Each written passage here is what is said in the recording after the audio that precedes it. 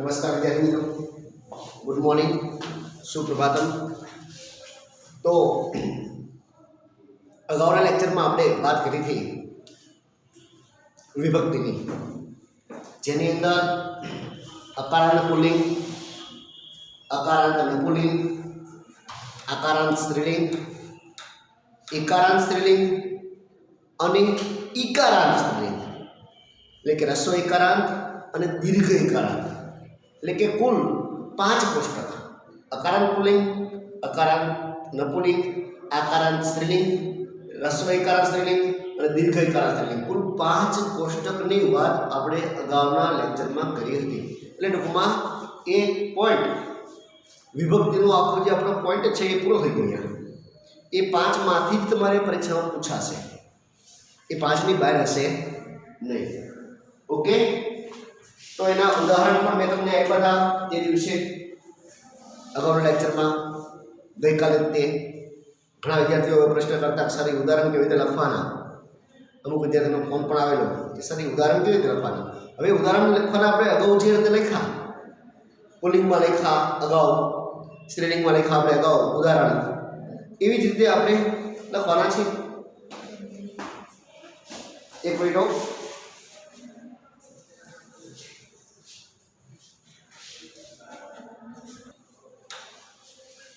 Okay.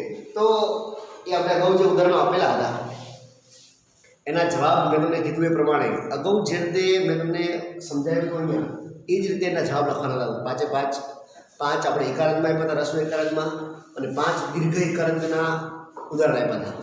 એના જવાબ તમારે લખવાના છે। बैठी बैठी मैं तुम्हें जो लखवा आप्युं छे ए नथी लखवानुं। बीजू खास तमने कही दऊं कि जे कोष्टक आपणे चलाव्या छे ए कोष्टक मात्र लखवाना, तमे एकवार लखो तो नहीं आवड़ी जाए। तमे चलो लखीने फोटो पाड़ी मोकली दीधुं એટલે કામ પૂરું થઈ જાય એમ નહીં। એ કોષ્ટક તમારે પાકા કરવા પડશે, મોઢે તૈયાર કરવા પડશે તો જ કામનું છે। બાકી તો મેં ચલાવ્યું એ નકામું જશે તમારે। કોષ્ટક તમે તૈયાર કરજો। ओके, હવે વાત જાય છે આગળનો વ્યાકરણનો ટોપિક છે આપણો કૃદંત। કૃદંત પરીક્ષાની અંદર પૂછાય છે। તો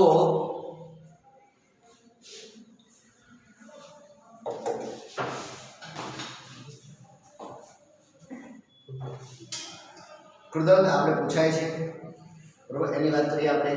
તો કૃદંત એટલે શું? કૃત અંતે યસ્ય સહ કૃદંત, જેના અંતમાં કૃત પ્રત્યય લાગ્યો હોય તેને કૃદંત કહેવાય છે। તમારે પરીક્ષાની અંદર વ્યાખ્યા કેવું કોઈ લખવાનું નહીં આવે, તમારે માત્ર જે છે આ 4 નામ છે, આ એના પ્રકારો છે। તો કૃદંતના મુખ્ય પ્રકારો કેટલા છે? તો કે 4। સંબંધક ભૂત કૃદંત, હેત્વર્થ કૃદંત, પછી ભૂત કૃદંત, ભૂત કૃદંતની અંદર કર્તરી ભૂત કૃદંત અને કર્મણી ભૂત કૃદંત, અને ચોથું છે વિધેય કૃદંત। તો આ 4 કૃદંતો જે છે એ 4 માંથી તમારે ઓળખીને નામ લખવાના છે। પરીક્ષાની અંદર વધારે કંઈ નહીં, તમને 4 ના નામ આવડતા હોવા જોઈએ। 4 ના નામ આવડતા હોય એટલે તમે કૃદંતનું નામ લખી શકો અહીંયા। હવે આપણે વાત કરીએ સંબંધક। પહેલા આપણે સૌથી પહેલા વાત કરીએ હેત્વર્થ કૃદંતની, બરોબર। તો હેત્વર્થ કૃદંત જે છે એની વાત કરીએ આપણે।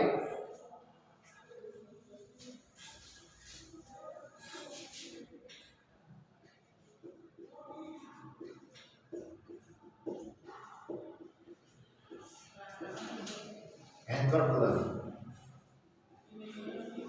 હેતુ દર્શાવે છે। શું દર્શાવે છે? હેતુ। હેત્વર્થ કૃદંત જે છે એ ક્રિયાનો હેતુ બતાવે છે, બરાબર। દાખલા તરીકે આપણે ઉદાહરણ લઈએ અહીંયા, એટલે શોર્ટમાં સમજાવવાનું છે। 1 માર્કમાં પૂછાય, કેટલા માર્કમાં? 1 જ માર્કની અંદર પૂછાય છે। તમને જેટલું બને એટલું આપણે શોર્ટ સમજાવશું, વિસ્તારથી લાંબુ બહુ તમને લખાવું નથી। શોર્ટ તમને હું છેલ્લે આના પ્રત્યય આપીશ, બરાબર। આના તમે પ્રત્યય આપીશ, પ્રત્યય તમારે ખાસ કામ લાગશે। અહીંયા આપણે શોર્ટમાં વાત કરીએ તો એક તો હેતુ બતાવે છે, બીજું ક્રિયાનો હેતુ બતાવે છે એ સિવાય તુમ અને ઇતુમ પ્રત્યય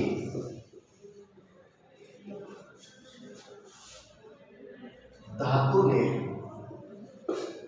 લાગેલો હોય છે.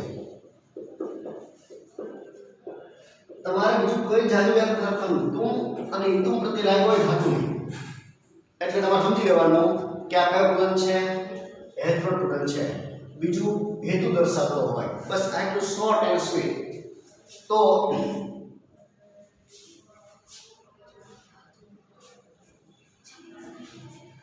ઉદાહરણ લઈએ આપણે.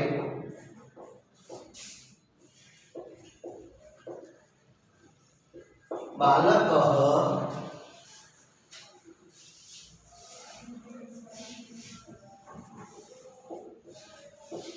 પઠનાય વિદ્યાલયમ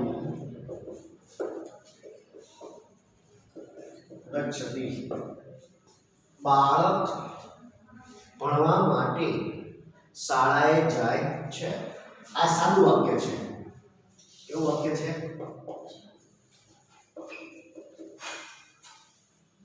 આની અંદર કોઈ પ્રકારનો કૃદંત વપરાયો નથી. બાળક ભણવા માટે શાળાએ જાય છે, વિદ્યાલયે જાય છે. પણ હવે હું તમને એ આ પટ ધાતુ છે, એ આ પટ ધાતુ એની અંદર જ આપણે કૃદંત વાપરીએ. બાલક પઠિતુમ પઠિતુમ વિદ્યાલયમ ગચ્છતિ. આ કૃદંત વાપર્યું આપણે. અર્થ સરખો છે. બાળક ભણવા માટે શાળાએ જાય છે, સાદું વાક્ય છે જેની અંદર કૃદંત વપરાયું નથી, કૃદંત વગરનું વાક્ય છે. જ્યારે અહીંયા શું કીધું છે આપણે? બાળક ભણવા માટે,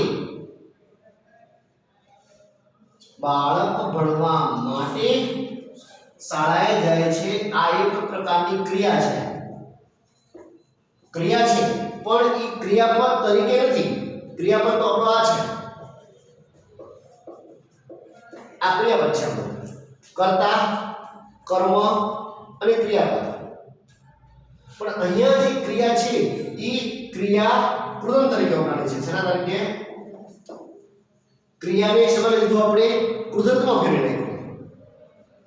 કયું કૃદંત બન્યું? આ જો અહીંયા તુમ, કયો પ્રત્યય લાગ્યો? તુમ પ્રત્યય લાગ્યો.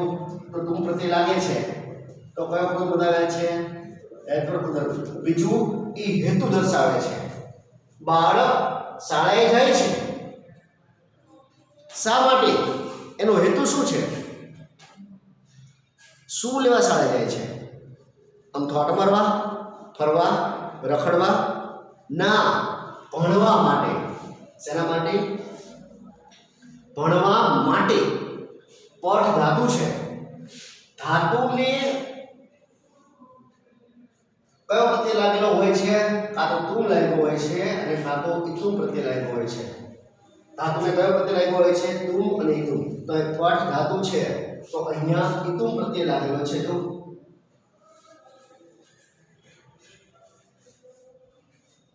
ધાતુ કઈ છે? પઠ, અને ઇતુમ પ્રત્યય લાગેલો છે.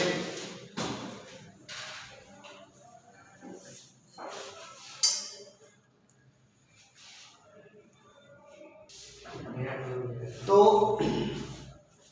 આપણે વાત કરી પહેલું ઉદાહરણ, બાલક પઠનાય વિદ્યાલયમ ગચ્છતિ.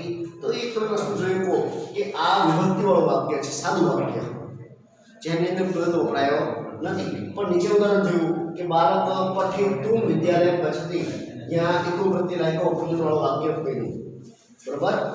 બીજું ઉદાહરણ જોઈ લઈએ. બાલક દાનાય ફલમ નયતિ.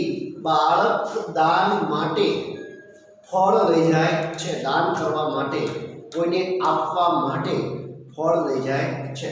દા એટલે આપવું. દા એટલે શું થાય? આપવું. પા એટલે પીવું. બરાબર. તો દા ધાતુ છે. દા એટલે આપવું થાય.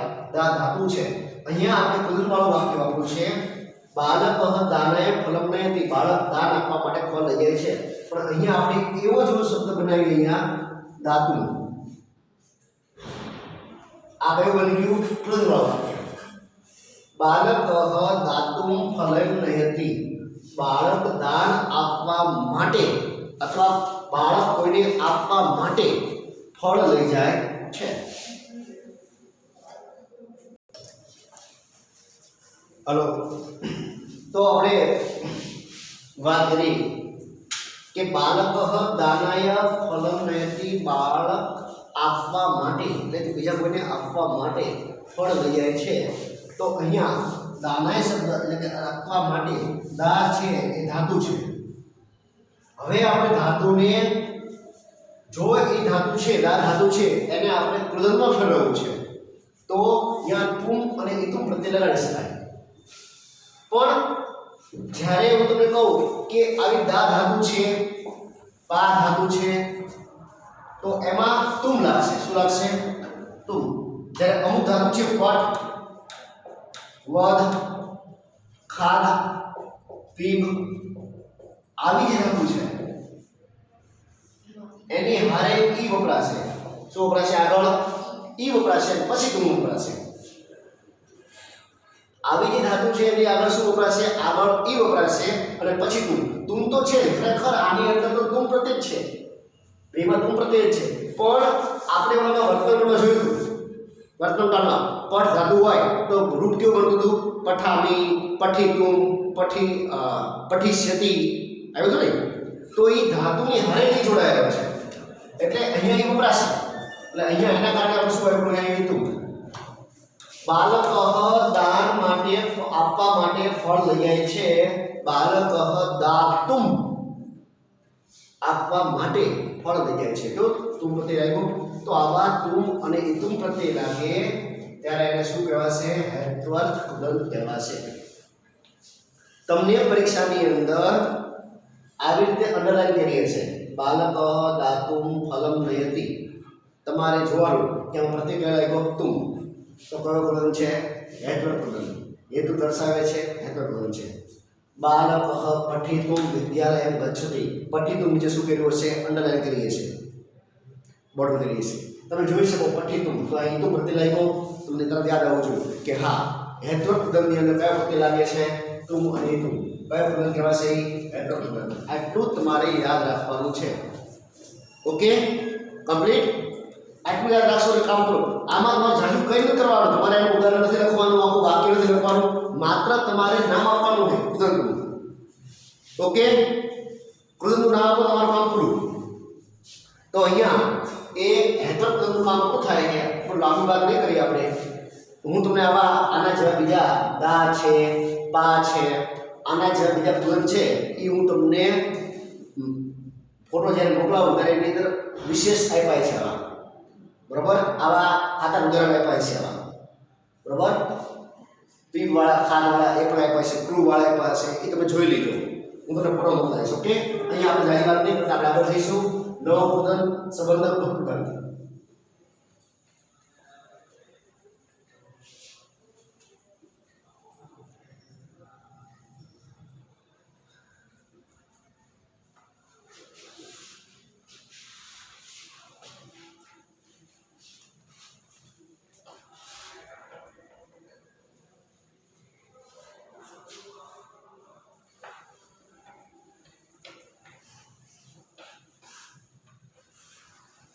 હવે આપણે આગળ વાત કરીશું સંબંધક કૃદંત. તો એ શું કહે છે?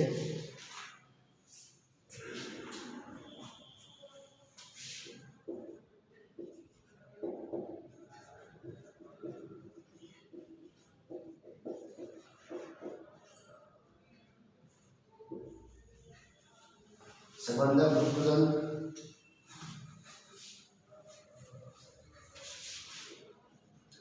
જ્યારે ધાતુને ત્વા, ઇત્વા અને ય પ્રત્યય લાગે ત્યારે આપણે કહેવાય છે સંબંધક ભૂતકૃદંત. ઓકે, જ્યારે ધાતુને ત્વા, ઈત્વા અને ય પ્રત્યે લાગે ત્યારે સંબંધક ભૂતકૃદંત કહેવાય છે.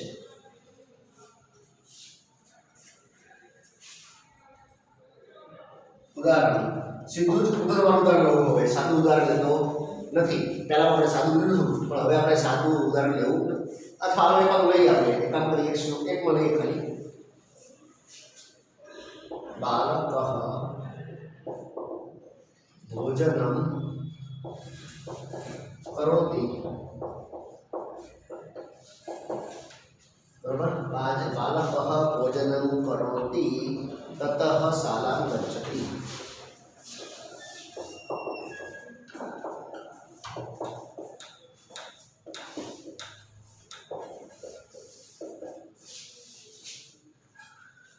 જો અહીંયા બે ક્રિયા છે. એક આ બાળક ભોજન કરે છે, એક ક્રિયા થઈ ગઈ આખી જ. બાળક ભોજન કરે છે આ વાક્ય છે ક્યુઆઈ. પછી શાળાએ જાય છે, બાળક ભોજન કરે છે પછી શાળાએ જાય છે. આ એક ક્રિયાપદ થયું અહીંયા અને આ બીજું ક્રિયાપદ અહીંયા છે. કરે છે અને જાય છે.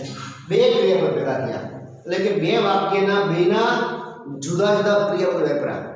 બાળક ભોજન કરે છે એક આખું એક વાક્ય બની ગયું, એનું ક્રિયાપદ પણ કેવું જુદું.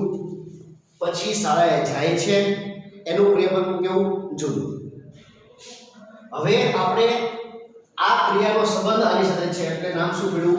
સંબંધક ભૂતકૃદંત. શાળાએ જાય છે પણ ક્યારે શાળાએ જાય છે? ભોજન કરીને, ભોજન કરે છે અને શાળાએ જાય છે. હવે આપણે આપણું ઉદાહરણ બનાવી. બાલકઃ કૃત બાલકઃ ભોજનમ કરોતિ. કૃ ધાતુ છે, કઈ ધાતુ છે અહીંયા? કૃ ધાતુ. એને આપણે પ્રતિ લગાડી ત્વા. ભોજનમ કૃત્વા. હવે આ ક્રિયાપદની જગ્યાએ શું બની ગયું? કૃદંત. ક્રિયાપદની જગ્યાએ શું બનાવ્યું આપણે? કૃદંત. અહીંયા ક્રિયાપદ વાપર્યું છે અને આ આપણે અહીંયા કૃદંત વાપર્યું. બાલકઃ ભોજનમ કરોતિ વાક્ય પૂરું થઈ ગયા અને પછી શાળાએ જાય છે. અહીંયા શું કીધું? બાળક ભોજન કરીને. કરે છે નહીં, કરીને. અહીંયા આખું શું કરે છે? કીધું ભૂતકાળ. એટલે નામ શું પડ્યું? સંબંધક ભૂતકૃદંત. ભૂતકાળની ક્રિયા સાથે શું છે? સંબંધ. કઈ ક્રિયા સાથે સંબંધ છે? ભૂતકાળની ક્રિયા સાથે સંબંધ છે. બાળક ભોજન કરીને એટલે ક્રિયા પૂરી થઈ ગઈ.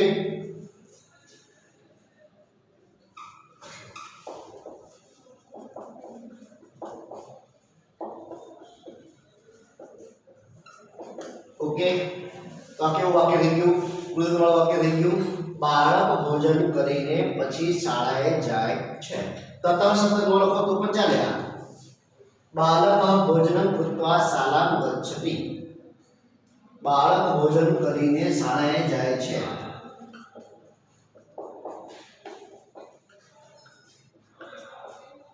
ઓકે, બાળક ભોજન કરે છે પછી શાળાએ જાય છે.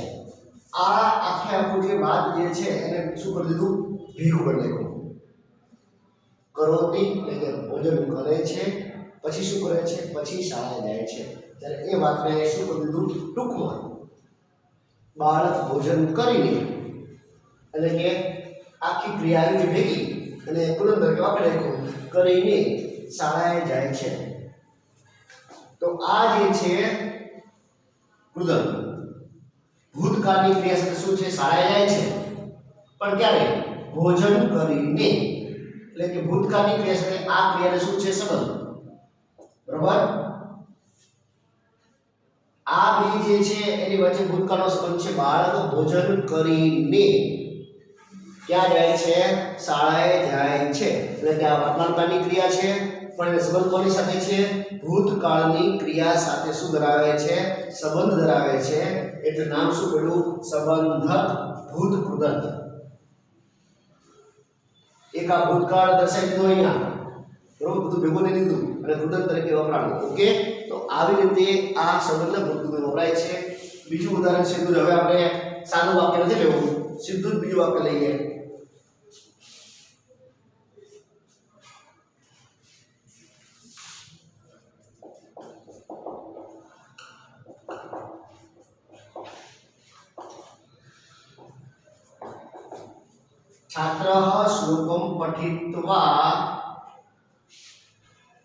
छात्रः श्लोकं पठित्वा वदति.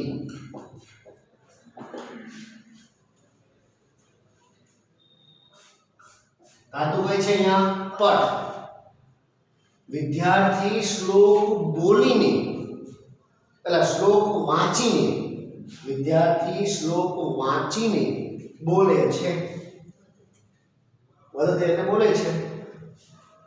અહીંયા એવું પણ તમે જો સાદું વાક્ય બનાવો કેવું બને કે છાત્રઃ શ્લોકમ પઠતિ એટલે કે વાંચે છે, તતઃ વદતિ પછી બોલે છે. પહેલા શ્લોક વાંચે છે અને પછી બોલે છે. જ્યારે આપણે શું કરીએ, કોઈને ભેગું કરી નાખ્યું, પઠિત્વા વાંચીને એટલે એ ક્રિયા શું થઈ ગઈ અહીંયા પૂરી, એટલે કે અહીંયા ભૂતકાળ થઈ ગયું. बराबर, ई भूतकाळની ક્રિયાને આપણે શું વાપરતું, ભૂતકૃદંત. અને બંનેનો સૂત્ર છે દીધો અહીંયા સંબંધ, એટલે કે અહીંયા આપણે આવું પણ કહી શકીએ, ભૂતકાળની ક્રિયા સાથે સંબંધ ધરાવે છે. ભૂતકાળની ક્રિયા સાથે સંબંધ ધરાવે છે એટલે નામ પડ્યું સંબંધક ભૂતકૃદંત. ધાતુ કઈ પ્રત્યય કયા લાગશે, ત્વા, ઇત્વા અને ય. હવે ય ક્યાં લાગશે, અહીંયા જો એક ઇત્વા આવી ગયું, ઇત્વા અહીંયા આવી ગયું, ત્વા, તો ત્વા ને ઇત્વા આવી ગયું. બે ય ક્યાં લાગશે, જો ધાતુની પૂર્વે ઉપસર્ગ હોય, વધારાનો શબ્દ. જ્યારે ધાતુની પૂર્વે ઉપસર્ગ હોય, જ્યારે धातुनी पूर्वे उपसर्ग लाग्यो होय, उपसर्ग होय तो य प्रत्यय लागे छे. कयो य लागे छे. धातुनी पूर्वे उपसर्ग लाग्यो होय तो प्रत्यय कयो लागशे, य. तो एનું ઉદાહરણ જોઈએ આપણે. धातु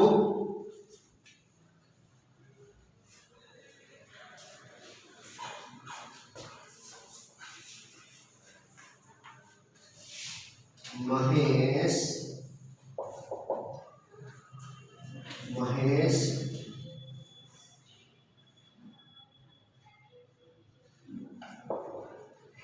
संस्कृत श्लोकम श्रुत धातु है. श्रु धातु, श्रु એટલે સાંભળવું. શું થાય, શ્રુત ધાતુ. श्रुत એટલે સાંભળવું થાય. બરાબર. હવે ધારો કે અહીંયા શ્રુત ધાતુ આવ્યો છે સીધું જ.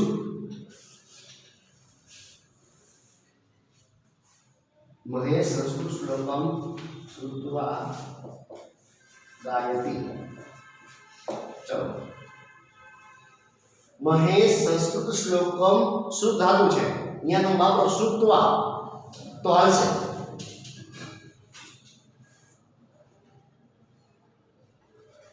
महेश संस्कृत श्लोकम श्रुत्वा गायति. संस्कृत श्लोक सांभळीने गाय छे. तो संस्कृत श्लोक सांभळे छे અને એ પછી એની પ્રેક્ટિસ કરીને શું કરે છે, ગાય છે શ્લોક. બરોબર. ઓકે, શુદ્ધ આપણે. પણ હવે ધારો કે અહીંયા આપણે એવું કહેવું કે સારી રીતે સાંભળે છે તો આગળ સમ ઉપસર્ગ લાગ્યો. કયો ઉપસર્ગ, સમ. કયો ઉપસર્ગ લાગ્યો, સમ. સમ એટલે સારી રીતે. ધાતુ છે શુદ્ધ, એની આગળ શું લાગ્યો, સમ લાગ્યો.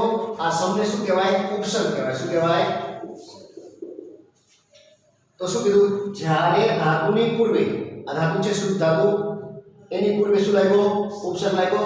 જ્યારે ધાતુની પૂર્વે ઉપસર્ગ હોય તો વાય ત્વા કે ત્વા નહીં લાગે, ય લાગશે. શું લાગશે, ય.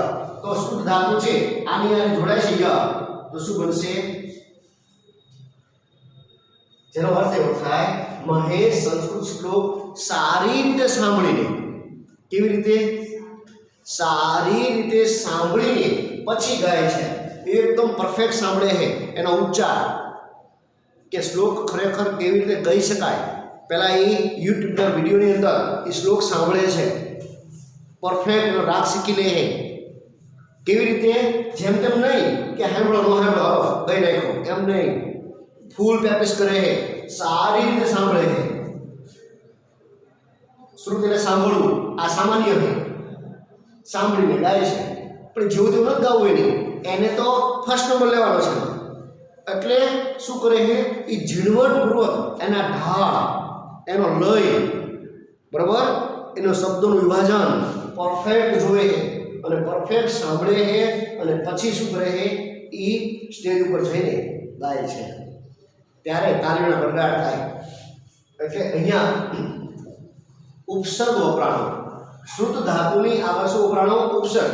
જો ધાતુની પૂર્વે ઉપસર્ગ વપરાય તો વાય શું વપરાશે? ય આવશે. કયો? ય.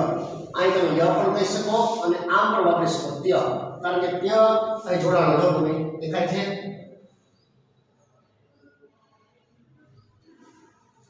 ધાતુની પાસે આવતા તો આવશે, શુદ્ધ ધાતુ છે અને વાય ય વપરાણો, શુદ્ધ ત્ય. બરોબર? એટલે કાં તો ક્યાંક ય હશે ખાલી અને કાં ત્ય હશે. એટલે તમારે જો શોર્ટમાં યાદ રાખવું હોય તો આવું તમે યાદ રાખી શકો. વાય ય ત્ય અને ત્વા અને ત્વા એટલું આવે. એટલે કયો કુદંત? સંબંધક ભૂત કુદંત. બરોબર? ખાલી તમે ય લખો તો પણ ચાલે. બરોબર? એ તો આવવાનો છે ભાઈ, તો પડવો છે યાદ, એ તો હશે ભાઈ. ઓકે, રહેશે યાદ. હજી આપણે બીજું મૌખિક ઉદાહરણ આપું. જો તમને પાઠ્યપુસ્તક તમારું જે છે એની અંદર આવા ઉદાહરણ આપેલા હતા ધોરણ 9 ના પાઠ્યપુસ્તકમાં. બરોબર?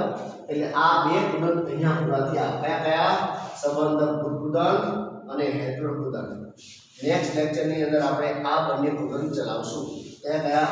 ભૂત કુદંતની અંદર કર્તરી કર્મણી અને વિધેય કુદંત. આ બે નેક્સ્ટ લેક્ચરમાં ચલાવશું. અત્યારે આપણે હવે પૂરા નહીં થાય. ખ્યાલ આવી ગયો? આ પૂરા થાય પછી તમારે આવી રીતે કોષ્ટક બનાવીને માત્ર બાજુમાં એને શું કરવાનું ખબર છે?